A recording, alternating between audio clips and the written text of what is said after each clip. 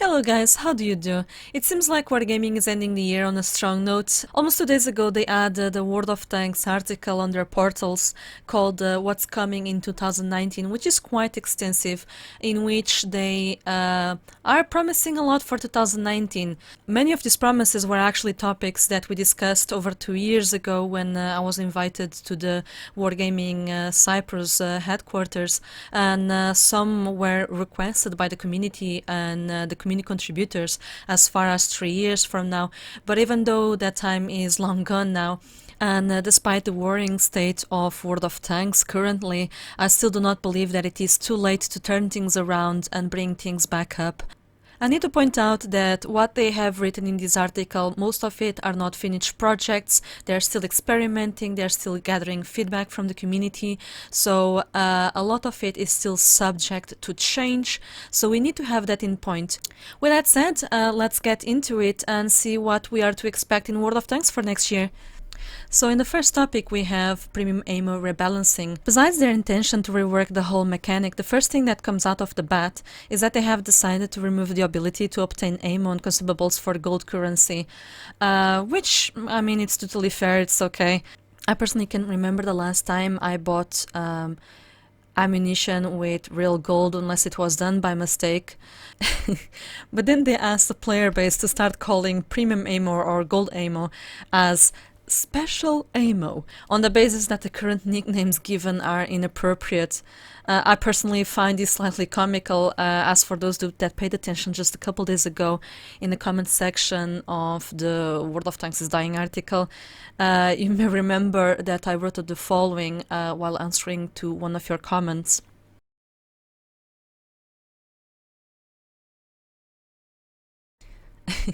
If more than anything, this is a clear attempt at trying to distance themselves from being called a pay-to-win game, but the reality is that whatever politically correct term they end up asking us to call it, it does not mean that the gold aim will disappear, or that we won't have to exchange gold for credits in order to obtain it. Especially given the current currency situation in the game. There is one British saying that fits quite well: you can't make a silk purse out of a pig's ear.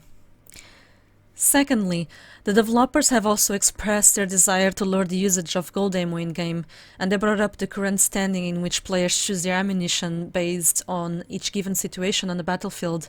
They state how players would choose to use a high explosive in less armored vehicles like the Grill 15, for example, but the main focus for the players during the match is the armor penetration values associated with the ammunition. And to change that, they want to do the following. Gold ammo. Reduce the damage per shot between 25 to 30% and sell them at a higher cost. Standard AP. Affordable and will deal more damage than gold ammo. High explosive. Higher damage chance against all types of armor but lowest damage per shot. Cannot pierce through obstacles and have a lower velocity. Cost hasn't been revealed. To give credit where credit is due, it is clear that they are trying to bring back tactical flexibility, very much similar to an early World of Tanks. However, I don't believe that by lowering the amount of damage that gold ammo deals will make people fire it less, despite the fact that it will be more expensive, especially since the overly armored epidemic, starting with the Japanese heavies introduced in the game years ago.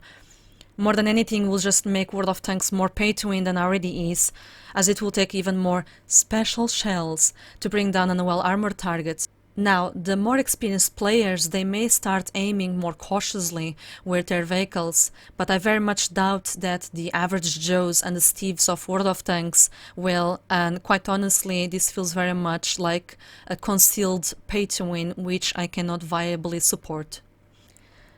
Next, Matchmaker.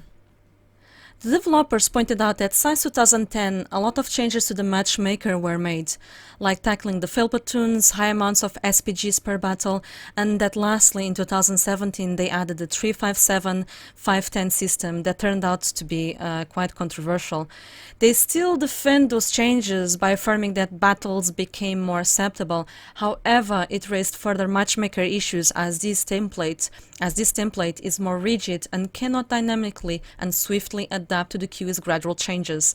It is also now harder for a player to be matched as a top tier than once was, especially if you choose a vehicle between 6 and 8 tiers. In order to fix that, they are thinking on the following. Add flexibility to the current system so it can better adapt to the QE evolution by adding more templates. 2-tier battle, possibly to add 6-9 and 7-8 templates. 3-tier battle, possibly to add 4-5-6 and 5-5-5 templates. Now, unfortunately, they were not very specific in how this will be implemented, but to our understanding, there will be a preferential order given what's available on the QE roster. If a player does not fit into the regular 3-5-7 and 5-10 templates, they will then rotate down to a sub-template created for each classic one. It does look like a good change of direction. With the 4-5-6 and 5-5-5 ratios, it will mean that poor-performing players would have less chance to win matches for everyone else, while the lower tiers would still have targets to sink their teeth into, and vehicles like the Defender won't have as much of an opportunity to dominate matches against lower-tier machines that would have no hopes of penetrating it. However, there is no mention of anything about lower tiers of the game. This suggests that there might be a lack of interest with these tiers, focusing more on high-end games, once more continuing their neglect. The return of Frontline. Some news that will be popular with some people is that Frontline mode will be returning in early 2019, with a change in format into how it's run, and the core gameplay will not be touched. The most notable changes are that it will be running monthly and for 1 week at a time. There is an increase in prestige levels from 3 to 10, and there are 30 levels for each prestige. And finally, there will be a new points-based currency, each prestige, which may be used to purchase special reward vehicles. Overall, a good mode to see return, and while providing the same XP and credits, it will provide something for both experienced and newer players. Vehicle rebalancing. The developers affirm that this year they have been actively rebalancing and adding new tanks and removing some old ones.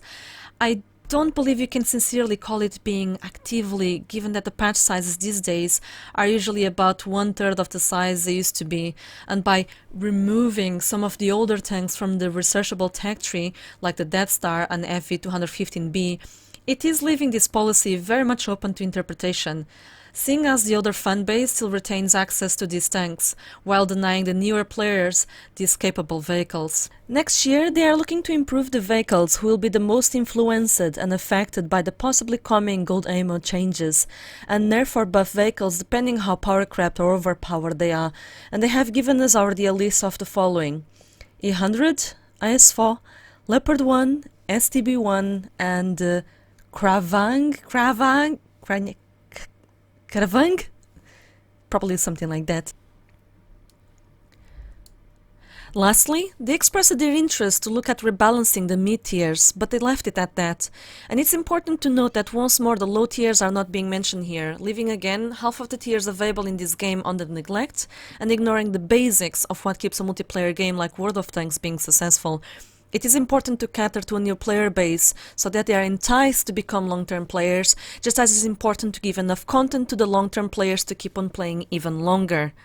I have been very insistent on bringing this up to Wargaming for the past 3 years, and the last time I've done it was actually this year at Tankfest during the Q&A session, and when I use the word neglect, I don't say it to sound dramatic or anything like that. It was in fact the only time they ever bothered to give a concise answer about it. They said to me that they are very much aware of the low tier situation, but they choose to neglect it. And I firmly believe this is one of the main reasons why the player base has plunged so much in recent years. Following up, we have new vehicles. Next year, the chances of seeing a new tech tree in the game are very slim. Instead, development will be focusing purely on the Swedish tech tree. Wargaming has stated that they intend to work on a medium tank line for the Swedes, which is not surprising, seeing as they have announced the Lansen C, which follows the usual Wargaming trend for a new line or tech tree, which is by adding a premium so players can get a mini test of the line. It is too soon yet to confirm how many vehicles or what tier this tech tree line will start, but two things they are sure of. One being that the medium Swedes will have the siege mode mechanic. And the other that they make is a big promise, by also adding that all of the upcoming vehicles will be entirely historical. Now this is a big promise given that in the last, at least last tech trees added, at least half of the tanks were completely fictional. How the medium Swedes will play is up to speculation, but given they are based around the siege mode mechanic, one could surmise that they could be long-range support mediums. This in itself suggests that wargaming is focusing on mechanics and gimmicks rather than engaging gameplay, but quite honestly this can only be answered when they hit the test server. Next, new mechanics. Not much happening besides concepts and experiment phases that they are not yet willing to disclose. Ranked battles. The developers are now confirming that ranked battles will return in 2019 after they took in the player feedback, and they understood that the previous system wasn't the most optimal for anyone given the rift between casual players and top players. To solve that predicament, they reworked the ranked battle mechanics and separated it into 4 divisions, very much like in World of Warships. Each division involves 15 ranks, while reducing the number of chevrons a player requires to reach rank 15. The 4 new divisions are, respectively, Qualification, Bronze, Silver and Gold, and it is not possible to drop into a lower one once you have advanced. Also, chevrons will be earned depending on how well players will perform. Clan Wars. It is now confirmed that the new Clan Wars reward will be the T95 FV 4201 Chieftain, starting in January. Next on we have something very interesting in Bond Shop. In relation to vehicles being removed from the tech tree, Wargaming is now offering the chance for you to buy them from the Bond Shop, in a similar fashion to the arsenal in World of Warships. While the merits of having them removed from general purchase can be debated, if it is implemented in a similar way to the arsenal, it could provide an interesting system of acquiring new tanks. However, this all depends on the methods available to acquire new bonds, for if it relies on clan battles and ranked. It will still punish newer players who will take an exponentially longer time to grind these vehicles. It should be noted that the Bond Shop will be splitting into 2 rounds next year, first round focusing on pre-existing vehicles and the second round aiming at exclusive vehicles. Premium account. In the article, Wargaming have stated they intend to shake up the premium system from the current system they have been using for 8 years. They state this change is forthcoming due to the introduction of personal reserves, which in certain cases provide better bonuses than the account benefits themselves. While they haven't been specific in the changes, apart from larger bonuses and unique opportunities, we can make an educated guess from the World of Warships development, where we could see a specific premium account that provides a large bonus for the selected game, or a general account which would provide an equal coverage over all the wargaming games, but I need to note this is yet not certain. Customization styles. Wargaming has revealed they intend to carry on their unique skins for tanks in the game, highlighting all those they released this year, for example the 50TP, Cairnarvon Action X, KV2R, etc, etc. As of yet, they have not mentioned what tanks they plan to implement these unique styles to next. And last but definitely not least, tank races. To round it all off, Wargaming has teased us with mention of a tank race. Whether this takes us back to the days of the Schaffer races, it hasn't been revealed yet. We have been told to keep an eye on the news and we'll keep you updated when it's revealed. As final thoughts, overall these are very welcoming changes. But I am very apprehensive with the small prints here, in particular with the special ammo and the selling of removed vehicles. Also the fact that the reason why they removed a lot of those tanks in the first place was because they were overpowered. So it leaves me to believe that Wargaming is trying to push into a further pay-to-win route, which, like I said before, I cannot viably support. But let me know what you guys think in the comment section below. I do sincerely wish you enjoyed this video and I will hope to see you soon. Bye bye!